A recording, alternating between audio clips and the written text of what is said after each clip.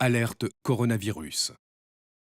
Pour vous protéger et protéger les autres, restez chez vous. Tout déplacement est interdit, sauf muni d'une attestation dans les cas suivants. Aller travailler si le télétravail est impossible. Faire des courses de première nécessité. Faire garder ses enfants ou aider des personnes vulnérables. Aller chez un professionnel de santé si vous n'avez pas de signe de la maladie. Dans tous les cas, respectez 1 mètre de distance avec toute personne et appliquez systématiquement les gestes barrières. Lavez-vous très régulièrement les mains avec du savon ou utilisez une solution hydroalcoolique. Toussez ou éternuez dans votre coude ou dans un mouchoir. Utilisez des mouchoirs à usage unique, puis jetez-les. Saluez sans serrer la main et arrêtez les embrassades. Plus d'informations au 0800 130 000 ou sur gouvernement.fr. Ceci est un message du ministère chargé de la Santé et de Santé publique France. Bonjour et bienvenue dans l'édition du 10 avril de La Chapelle Info. Après un peu plus de 3 semaines de confinement, le marché a fait son retour dimanche dernier avec un dispositif adapté, marquage au sol, barrières et rubans de signalisation, comme vous pouvez le constater sur ces images tournées par le conseiller municipal en charge du marché, André Fache. Et n'oubliez pas de consulter la liste des commerces ouverts sur la commune, elle se trouve sur le site internet de la mairie et elle est mise à jour régulièrement.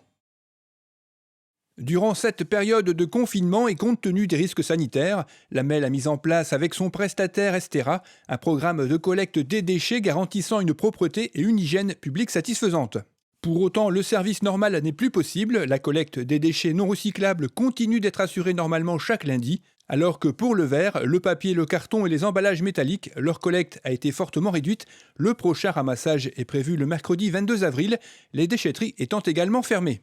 Dans ces conditions, certaines personnes font preuve d'incivilité et rejettent leurs déchets sur la voie publique, soit dans des poubelles de la commune sans tenir compte de la nature de leurs déchets, soit les rejettent carrément à la périphérie de la déchetterie de la Houssoie, comme vous pouvez le constater sur ces images.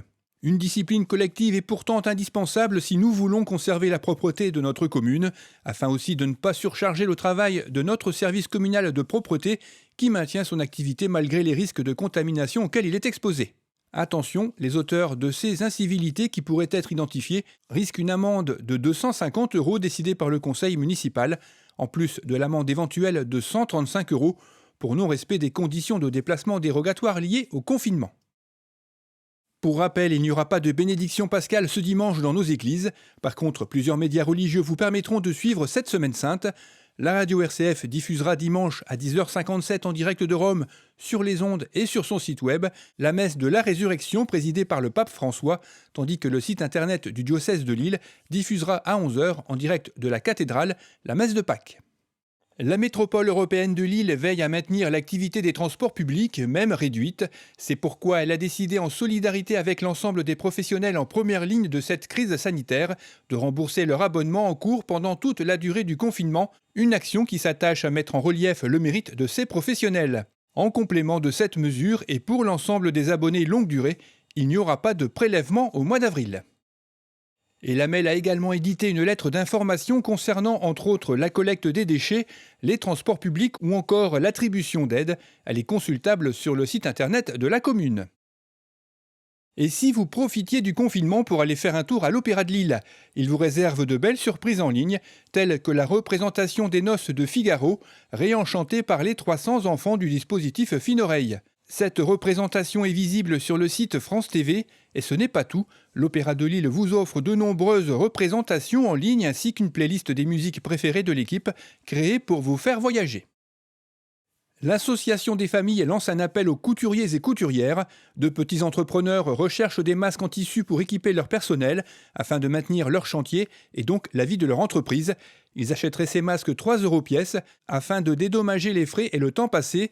Si vous souhaitez participer à cette action, vous pouvez contacter l'Association des familles par mail à l'adresse qui apparaît à l'image ou par téléphone au 06 77 50 97 53. Et il est utile de rappeler qu'en cette période assez particulière, la situation des femmes et des enfants battus est aggravée par le confinement. Au moindre doute, vous pouvez contacter ces numéros. Et pour conclure cette édition tout en restant chez soi, voici des images tournées par les pompiers d'Armentières. Mardi dernier, pendant que d'autres applaudissaient, Ils sont allés rendre hommage au personnel du centre hospitalier Armentières-Roy, pour lequel ils ont offert un concert de sirènes et même déployé la grande échelle.